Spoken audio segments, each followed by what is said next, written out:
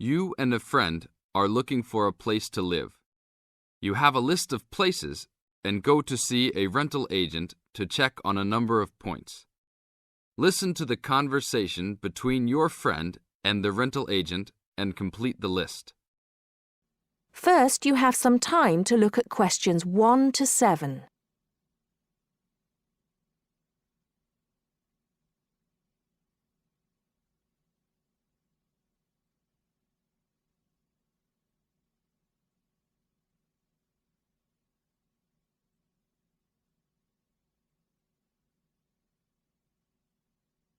Now listen carefully and answer questions 1 to 7. Hi, we've been looking over your listing of apartments for rent and we have a few questions about a couple of the apartments. Can you help us? Sure. Yeah, this is our most recent listing. What would you like to know? Well, we were first wondering about the house on 3rd Street. We can see that it is furnished and rents for $135 a week, but can you tell us how many bedrooms it has? Let's see. In addition to the den, it has 3 bedrooms. The rental on 3rd Street has 3 bedrooms. So in the example, 3 bedrooms has been written down in the number of rooms column for 19 3rd Street. Now we shall begin. You should answer the questions as you listen, because you will not hear the recording a second time. Listen carefully and answer questions 1 to 6. Hi, we've been looking over your listing of apartments for rent and we have a few questions about a couple of the apartments. Can you help us? Sure. Yeah, this is our most recent listing. What would you like to know? Well, we were first wondering about the house on 3rd Street. We can see that it is furnished and rents for $135 a week, but can you tell us how many bedrooms it has? Let's see. In addition to the den, it has 3 bedrooms. What about the one on Route 9N? It looks like it's big with a library and a deck, but it doesn't say how much it costs or anything else about it. Oh yes, Mrs. Gaylor's apartment. That one is actually only a 10-month rental and it is going for $156 per week. It's quite a nice place. She only rents for 10 months each year because of horse racing season. Then her relatives all come to stay, so tenants have to move out. It's a little bit inconvenient, but past tenants have really enjoyed their stay there. Oh, well, we need it for a full year. I guess that one is out. How about the rental on Browen Drive? How many rooms does that one have? As it says on the list, it has 2 bedrooms and a private kitchen and bath. But it's actually a very small place. That's why it's a bit cheaper. Oh. Well then, what about the one that has 3 large rooms? Who is renting that property? That one is a good deal. Mr. John Smith is renting it. But he's quite eccentric and he has a strict rule about no pets. How about cats? Nope, absolutely no pets. Well then, how about this studio apartment rented by Mr. Bo Jensen? How is that one? That ad is actually a bit deceptive. The studio apartment is the whole upper floor of an older house. It's actually very large and, at $45 a week, quite affordable. And it's near campus. I think I'd like to check that one out. Do you have a telephone number that we can call? It's not on the list? Oh, it isn't. Here it is. You should ring area code 518 and then 543-7790. Thanks. I think I'll call on that one first. Your friend decides that he would like to talk to Mr. Bo Jensen. Before you hear the rest of the talk, you have some time to look at questions 8 to 10.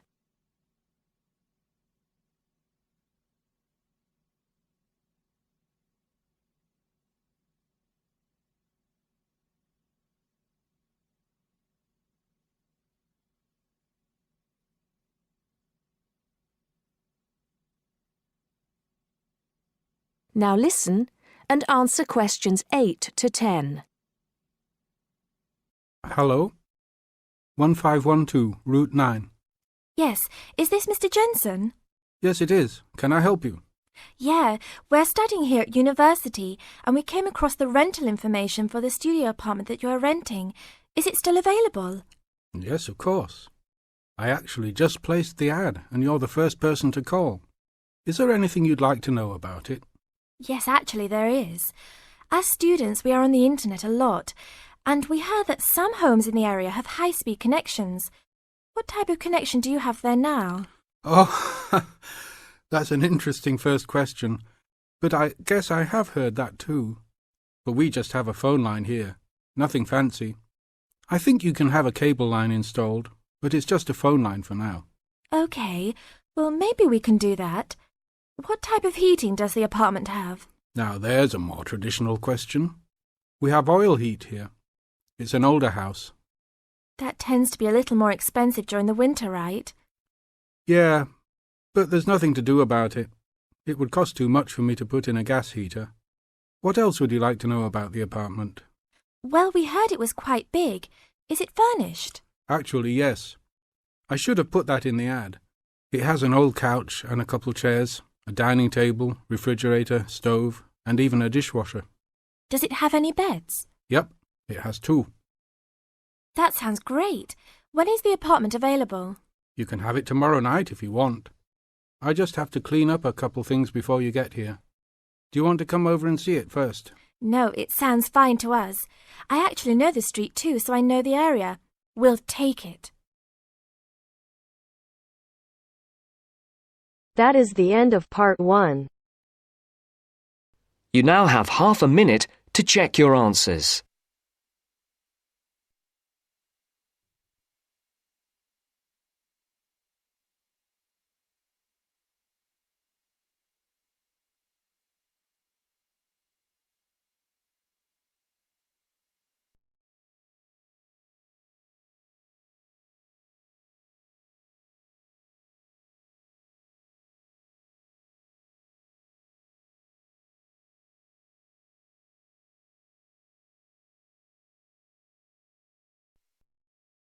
Now turns to part 2. Part 2. You will hear a member of the local council describing plans to redevelop part of the seafront of a coastal town. First, you have some time to look at questions 11 to 15.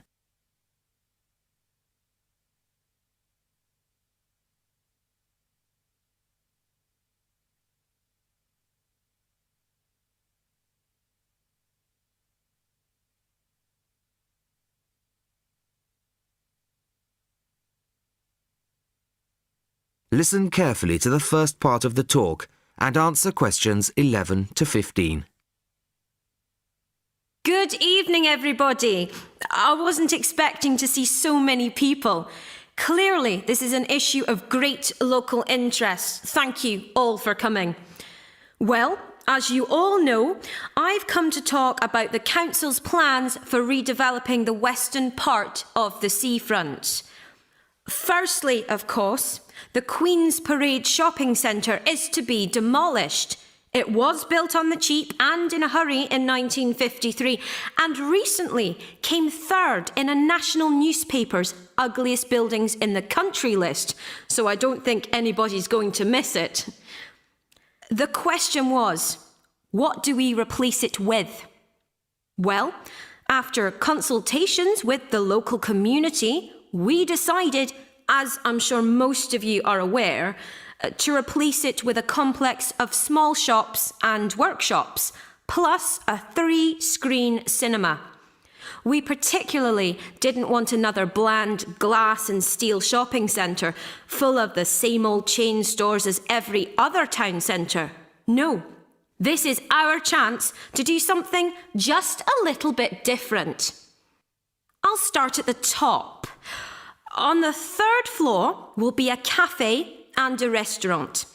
Part of this will be open air, so people can enjoy a meal or a cup of coffee in the fresh air, weather permitting, of course.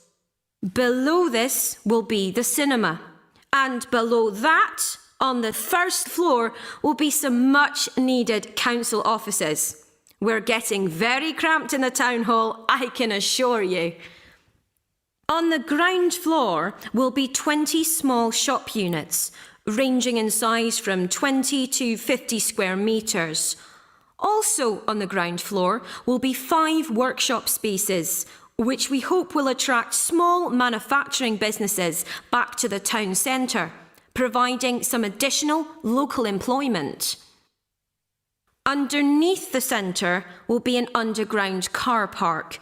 Not a great big car park like in the present centre. Our aim is that most visitors to the centre will come on foot or by bus. In fact, the car park will be restricted to people working in the centre and disabled visitors. Then, and perhaps this is the most exciting part of the project, the beach in front of the new complex is going to be completely transformed. We're going to extend the beach. Yes, extend it. 10,000 tonnes of sand is going to be brought in to make it into a proper beach, instead of the dirty little strip of sand it is now. As well as being for the enjoyment of local people, we're hoping that a decent beach will attract more visitors to the town, and that has to be good for local businesses. Before you hear the rest of the talk, you have some time to look at questions 16 to 20.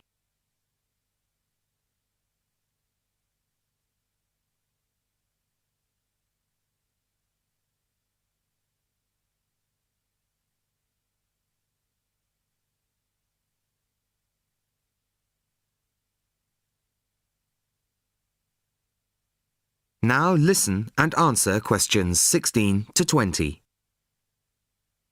Now, I must emphasise that these plans have not yet been finalised. That's what this meeting is about. Of course, it's vital with a project like this that we have the support of local people. After all, we work for you, and it's your money that's paying for it. So, first of all, the plans for the new centre are going to go on display in the town hall. They'll be there from Monday the 5th of March until Friday the 6th of April. Plenty of time for anybody who's interested to get over there and have a look at them, I think. There'll be a suggestions box in the same room as the plans. Anybody who has anything to say is welcome to fill in a suggestions form. These forms will be looked at and taken seriously, you can be sure of that. Then on Tuesday, April the 10th, there'll be another public meeting much like this one, and in this same place. It'll start at 7 o'clock, and there'll be a chance for local residents to address the council. We'll also report back to you on the results gathered in the suggestions box. Anyway, I'd now like to hand you over to my colleague, my fellow councillor. That is the end of part 2. You now have half a minute to check your answers.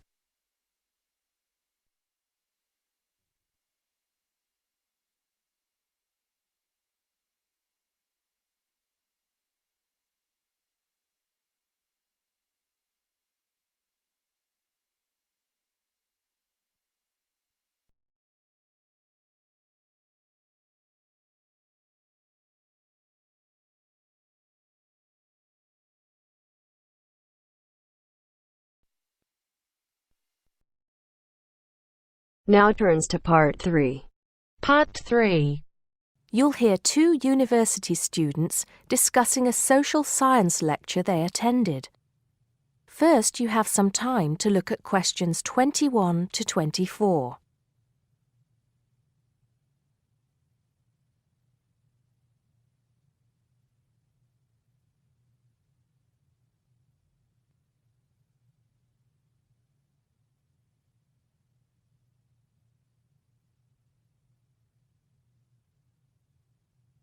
Now listen carefully and answer questions 21 to 24.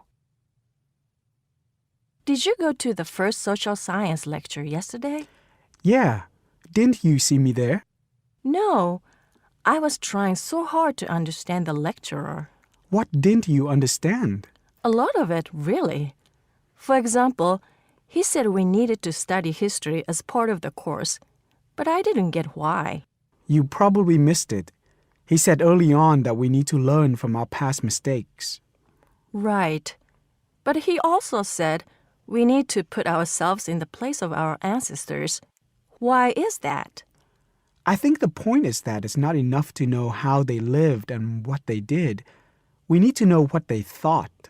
I see. And I've written transferable skills in my notes next, but I have no idea what that means. If you study social science, you learn skills that you can use in a job. Oh, right. Is that all? Okay, but why is that? The point he made was that in studying social science, you use a flexible and adaptable approach to learning. Before you hear the rest of the conversation, you have some time to look at questions 25 to 30.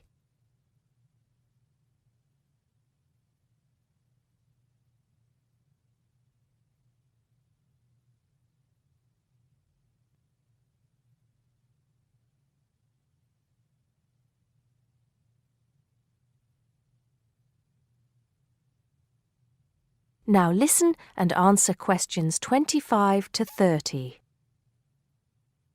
He also kept mentioning all the other subjects we will need to study as part of the course. I didn't write them all down, did you? Some of them. I think I can make sense of my notes. The first one was anthropology, which he said would cover prehistory and archaeology as well. Okay. Then there's economics. I wrote down that this was not meant to mean that we will spend all our time looking at economic theory, but more that we need to see how humans behave. That's good. I don't think I could handle economic theory. He said something about education too, didn't he? Yeah. He said we'll be looking at how cultural information is handed down from one generation to the next through teaching children. He said we'd be focusing on geography too, but I can't really remember which aspects. Can you? I noted it down, I think. Here we are, yes, particularly in relation to urban planning. It's law that I got confused about. I didn't understand why he linked that to economics. I think he meant that laws affect the way wealth is distributed. That makes sense. Now, what are the science wars? Okay, I did get that. The science wars are about how social science collects information. In sociology and social work, and in social science generally, they can only study patterns of behavior and observe. If you compare that to the way scientists work in physics or chemistry, it's very different because they use specific experiments that can be tested and which give concrete answers. Social studies is often accused of being unscientific. That's all. Okay. But it still looks like a good course, doesn't it? You don't have any regrets, do you? None at all. I'm looking forward to it. That is the end of part 3. You now have half a minute to check your answers.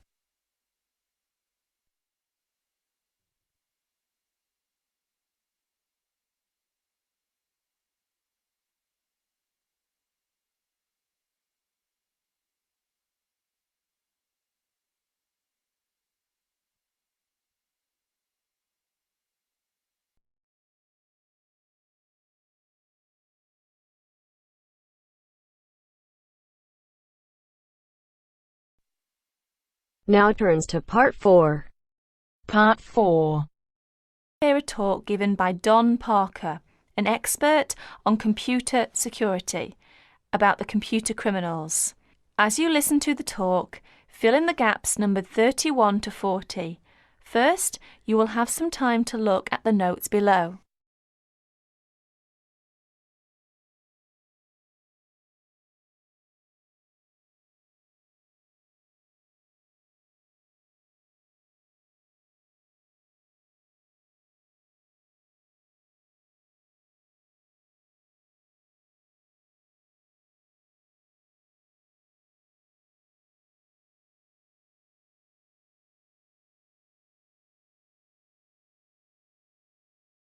Now listen to the talk.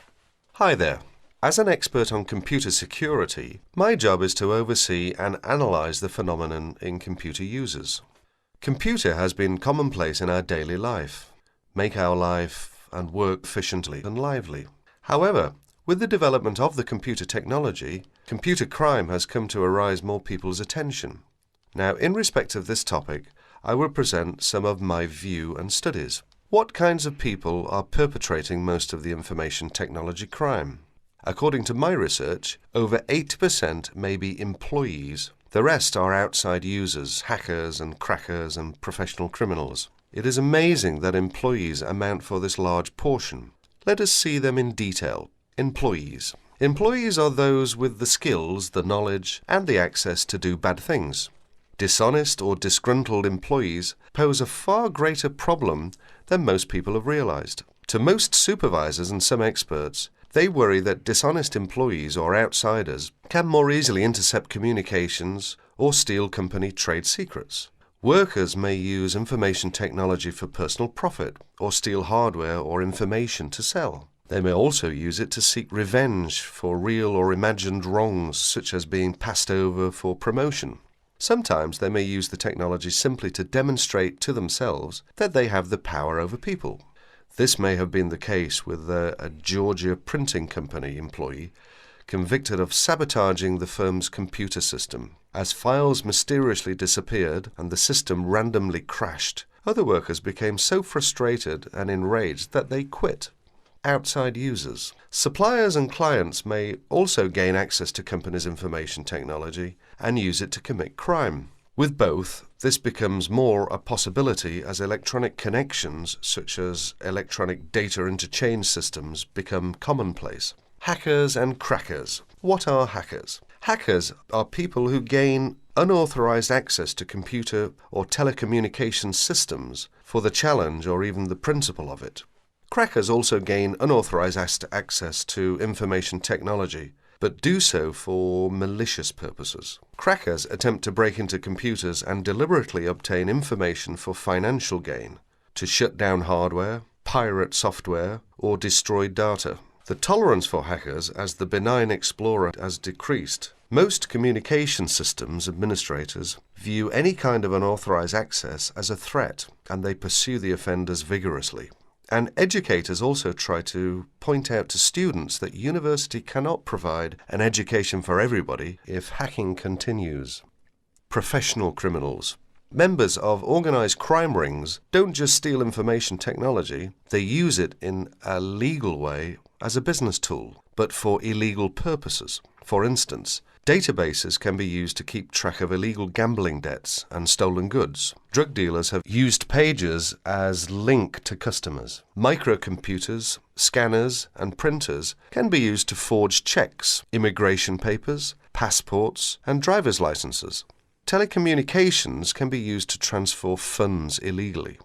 As information technology crime has become more sophisticated, in 1988, after the last widespread Internet break-in, the US Department created the Computer Emergency Response Team, or CERT.